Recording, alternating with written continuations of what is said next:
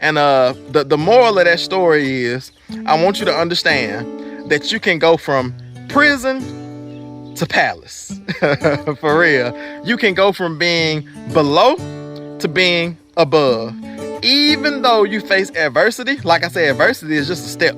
You step on top of that. Even though you face rejection is just a step. You step on top of that. And before you know it, the same people that are trying to pull you down will be used as stepping stones to make you go higher. So you won't go down, but you'll go up, you know? And I just want to encourage y'all, no matter what you're going through, no matter what's going on in your life, that if you're going through adversity, if you're going through struggles, like, you can use those things as stepping stones.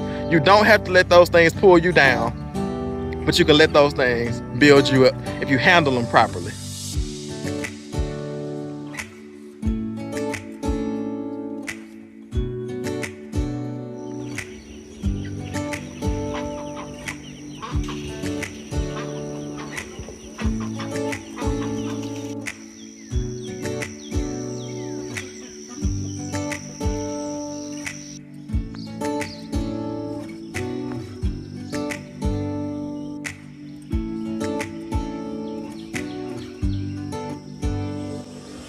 P2P motivation, here we go.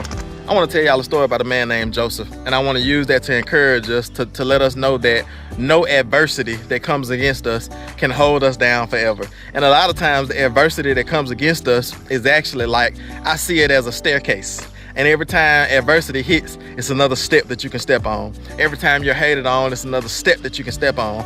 Every time that you're doubted, every time that you're mistreated, it's another step that you can step on. But this man named Joseph, if you don't know the story of Joseph, I'll sum it up pretty quickly, at least this part of his story.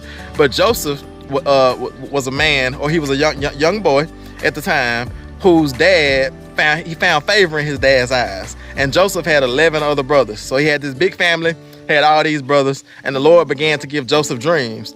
And Joseph, being young and a little bit, immature probably, he would wake up and tell his brothers and his dad and his family these dreams. And his brothers became jealous of him, because in one of the dreams, Joseph pretty much told his brothers that one day they would bow down to him.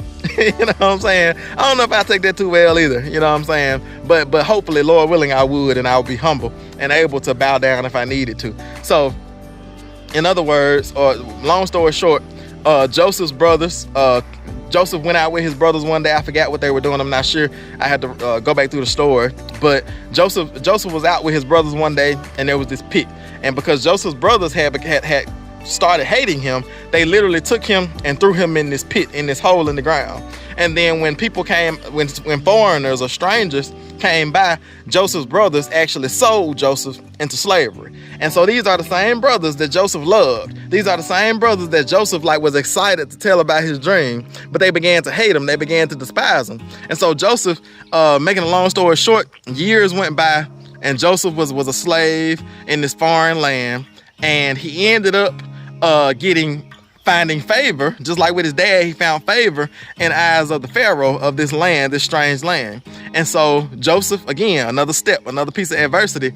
The pharaohs, or the kings, I just say kings so we can understand, but the king's wife, because Joseph was in the palace, he had a high rank in the palace, and then he not only had favor with the king or the pharaoh, but he had favor with the pharaoh or the king's wife. And the king's wife wanted to have physical intimacy with Joseph. But Joseph was a man of integrity. Joseph was a man of character. And so he didn't want to do that. That was not something that he felt God wanted him to do.